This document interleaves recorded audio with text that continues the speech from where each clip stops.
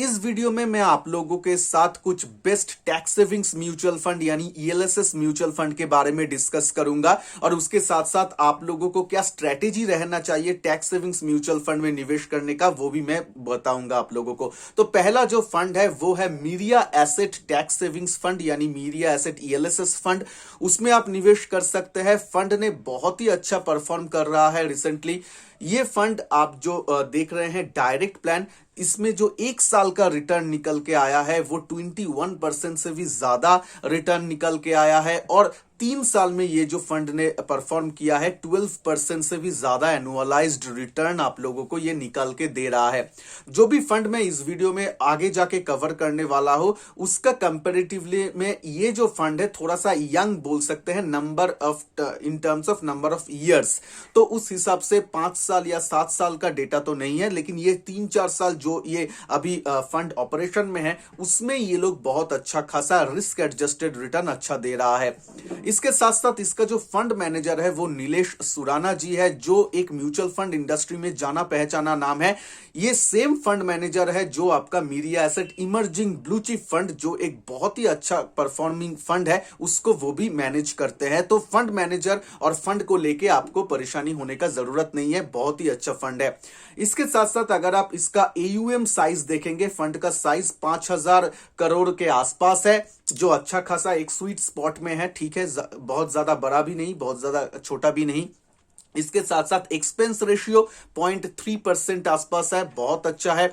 इसके साथ साथ अगर आप देखेंगे कि अगर टर्नओवर रेशियो अगर आप देखेंगे, turnover ratio in the sense fund कितना ज्यादा टर्नओवर कर रहा है अपना ओवरऑल पोर्टफोलियो को, तो उसमें आप देखेंगे टैक्स सेविंग्स म्यूचुअल फंड है तो देखिए 3 साल का एक लॉक इन पीरियड रहता है। तो फंड मैनेजर के हाथ में ना एक मतलब क्या है, टाइम रहता है कि अपना फंड को चर्न करने के लिए थोड़ा सा वो प्ले कर सकता है। तो उस हिसाब से 100%, 104% के आसपास इसका टर्नओवर है, जो थोड़ा सा हायर साइड माना जाएगा, लेकिन फिर भी अगर आप रिटर्न जो दे रहा है, रिस्क एडजस्टेड जो रिटर्न आपको दे रहा है उसके कंपेयर करेंगे तो ठीक है।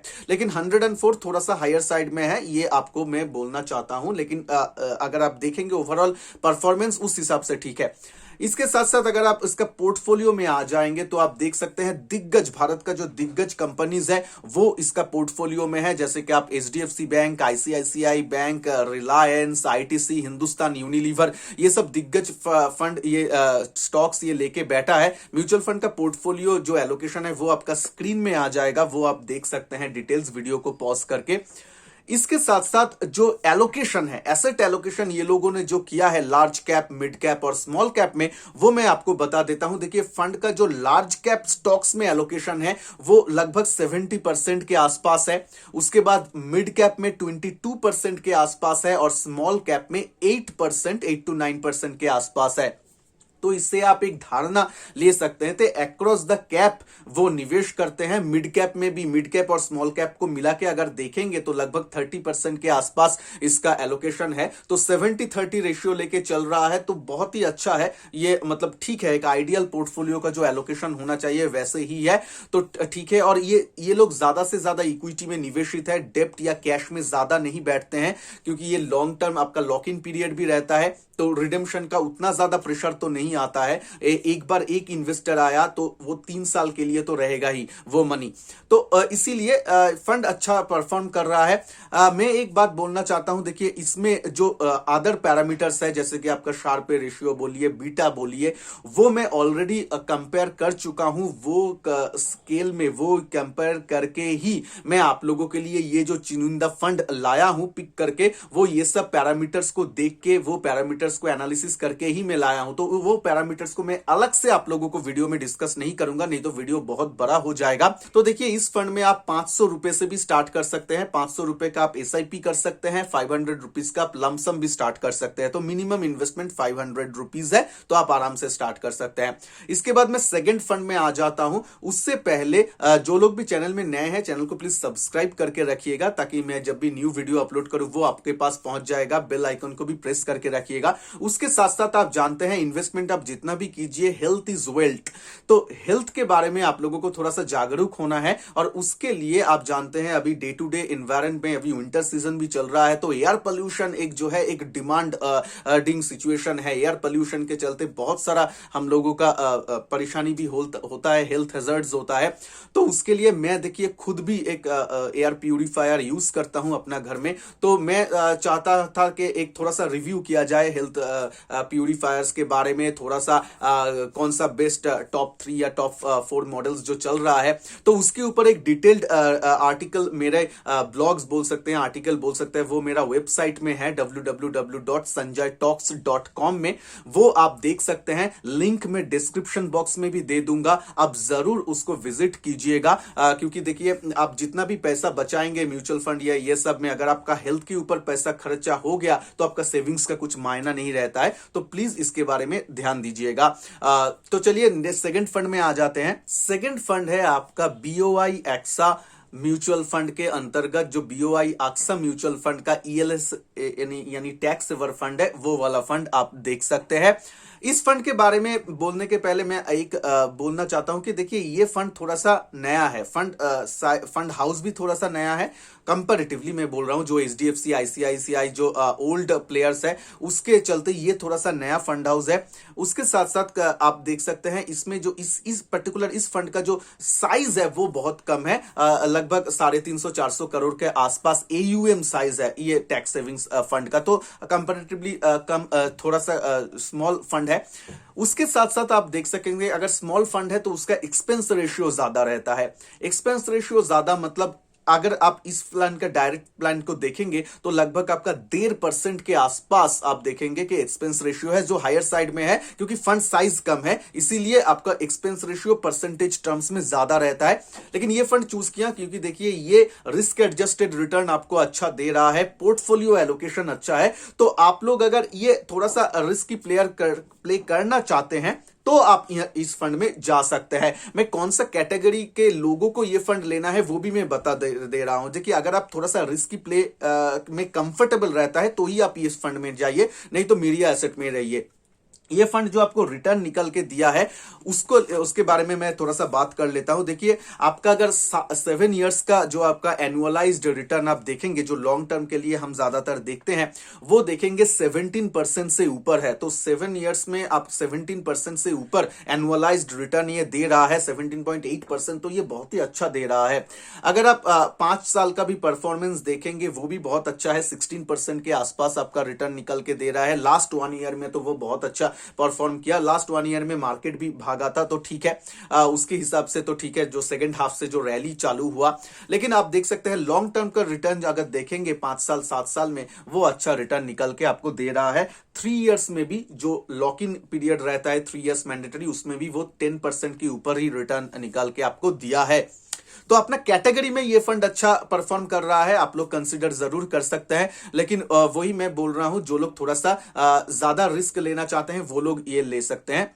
इसका पोर्टफोलियो एलोकेशन भी अगर आप देखेंगे तो उसमें जो आपका लार्ज कैप और मिड एंड स्मॉल कैप का जो रेशियो है वो कहीं ना कहीं 55-45 है, यानी 55% वो लार्ज एंड जायंट वाला जो स्टॉक है उसमें निवेशित है, और बाद बाकी 45% आपका स्मॉल कैप बोल लीजिए, मिड कैप बोल लीजिए, उसमें वो निवेशित है। तो आप देख सकते हैं थोड़ा सा मिड कैप ओरिएंटेशन इसमें ज्यादा है कंपेयर टू मीडिया एसेट। और इसमें अगर स्टॉक्स के बारे में देखा जाए तो स्टॉक्स बहुत अच्छा है, इसके पास भी आपका एचडीएफसी बैंक, आपका आईसीआईसीआई, रिलायंस, आईटीसी, ये सब जो अच्छा टॉप क्लास का जो स्टॉक्स रहता है वो इसका पोर्टफोलियो में भी है। पोर्टफोलियो वेल बैलेंस्ड है, इसमें तो कुछ परेशानी नहीं है। लेकिन थोड़ा सा फंड साइज भी कम है, और आपको थोड़ा सा लार्ज कैप का एलोकेशन और मिड कैप का एलोकेशन इसमें थोड़ा सा ज्यादा है। तो उस हिसाब से आप अपना रिस्क के हिसाब से, रिस्क प्रोफाइल के हिसाब से आप देख सकते हैं। पहले मैं 2 फंड का नाम बता देता हूं। एक है आपका जो आदित्य बिरला का आता है, Aditya Birla Birla tax 96 tax relief fund, वो आप जानते हैं वो बहुत ही पुराना फंड है और टैक्स सेविंग्स के लिए वो बहुत ही अच्छा खासा माना जाता है, वो वाला फंड। और एक है आपका axis long term equity fund. ये दो फंड के बारे में मैं स्पेशली बात करना चाहता हूं क्योंकि देखिए बहुत सारा लोगों का ऑलरेडी शायद इस फंड में निवेश रहेगा। वो लोग थोड़ा सा कुछ फंड में परेशानी होगा कि मैं इसको कंटिन्यू करूंगा या फिर चेंज करना है या इसका रिव्यू कैसा है। ये तो मैं इसीलिए पहले तो मैं बात कर लेता हूं आदित्य बिरला के बारे में। देखिए रिटर्न आपका स्क्रीन में आ जाएगा, पोर्टफोलियो एलोकेशन जो ये फंड करके बैठा है वो आपका स्क्रीन में आ जाएगा, वो आप स्क्रीन में देख सकते हैं। रिटर्न जो है वो कंपेयर टू ये जो अदर्स फंड है इसके हिसाब से तो ठीक है। देखिए 1-2% इधर उधर प्लस माइनस कभी कभी ऐसा होता है, ये इन जनरल है। सभी फंड एक हर टाइम में अच्छा परफॉर्म करेगा ये इसका कुछ गारंटी नहीं है, तो ऐसा होगा। लेकिन ये फंड का जो है आदित्य बिरला का स्पेशली इसका जो हिस्ट्री है वो बहुत लॉन्ग है, मतलब बहुत पुराना फंड है, बहुत अच्छा भी लोगों को टैक्स सेविंग्स करके दिया है। फंड ने परफॉर्मेंस भी अच्छा है। आज का दिन में अगर आप निवेश करना चाहते हैं, नए निवेश करना चाहते हैं तो आप थोड़ा सा रुक सकते हैं, अदर फंड्स भी मौजूद है। लेकिन अगर आप ऑलरेडी निवेशित है तो मेरे हिसाब से उसको आप कंटिन्यू कर सकते हैं। अगर आप न्यू थोड़ा सा फंड लेना चाहते हैं और आप चाहते हैं कि थोड़ा सा नया टाइप का फंड ले लेंगे, क्योंकि बहुत सारा लोगों का ये मन में चलता है कि एयूएम साइज देखना है, मुझे एक्सपेंस रेशियो देखना है, मुझे थोड़ा सा नया टाइप का फंड देखना है, एनएवी थोड़ा सा कम रहे वो देखना है। हालांकि ये सब चीज जो है फंड के ऊपर उतना इफेक्ट नहीं पड़ता है। फंड का रिटर्न या रिस्क एडजस्टेड रिटर्न अगर ठीक ठाक चल रहा है तो आपको ये सब देखने का जरूरत नहीं है। वो फंड मैनेजर का बात है, वो उसको मैनेज करेगा ठीक से। लेकिन अगर फिर भी आप देख सकते हैं तो मैं और दो जो फंड बोला हूं उसमें आप जा सकते हैं। लेकिन इस फंड में जो लोग ऑलरेडी निवेशित है, मेरी सलाह यही रहेगा कि आप लोग निवेशित रह सकते हैं और 2-3 क्वार्टर देखिए कैसे वो परफॉर्म करता है। फिलहाल के लिए इसमें निकल जाने के लिए तो कुछ बात नहीं है, आप लोग एसआईपी को कंटिन्यू रख सकते हैं। जो नेक्स्ट फंड है वो है आपका axis long term equity fund. ये फंड बहुत अच्छा फंड है क्योंकि बहुत सारा लोगों का पैसा भी इसमें है और फंड ने अच्छा परफॉर्म करके दिया है। एक चीज है, इसका एयूएम साइज जो है वो 25,000 करोड़ के आसपास है। तो एक धारणा हो जाता है ना कि 25,000 करोड़ के आसपास है मतलब बिग फंड हो गया, तो आगे जाके क्योंकि मैं आज अगर पैसा डालूंगा वो 3 साल के लिए तो लॉक इन हो जाएगा, तो वो वाला आगे जाके भी इसका 3 साल में ये एयूएम और भी ग्रो करेगा, तो तब इसका जो परफॉर्मेंस है उसमें हिट आएगा कि नहीं, ये एक कंसर्न के बात है, ठीक है। लेकिन आज का दिन में देखिए ये बोलना उतना डिसिसिवली नहीं होगा कि 3 साल बाद ये फंड का साइज बड़ा हो जाएगा इसीलिए वो अंडर परफॉर्म करेगा कि नहीं। अंडर परफॉर्मेंस का बहुत सारा अदर रीजन भी हो सकता है। तो फंड हाउस साइज बड़ा है लेकिन वो बड़ा लेके भी देखिए इस साल भी वो अच्छा परफॉर्म किया। अगर आप 3 साल का लास्ट 3 साल का ट्रेलिंग रिटर्न देखेंगे एनुअलाइज्ड, उसमें भी वो अपना कैटेगरी जो है उसके में अच्छा आप एवरेज से ज्यादा ही आपको रिटर्न निकल के दिया है। रिस्क एडजस्टेड रिटर्न आपको अच्छा ही निकल के दिया है। उसका फंड का परफॉर्मेंस आपका स्क्रीन में आ जाएगा, आप देख लीजिएगा। 3 साल 4 साल ये जो फंड है वो 3 साल 5 साल 7 साल में अच्छा रिटर्न आपको निकाल के दिया है। रिस्क एडजस्टेड रिटर्न इसका अच्छा है। आप अदर्स जो रेशियो बोल लीजिए, शार्पे रेशियो, बीटा रेशियो, वो सब भी अच्छा है। फंड अच्छा निवेश योग्य है। एक्सपेंस रेशियो भी कम है।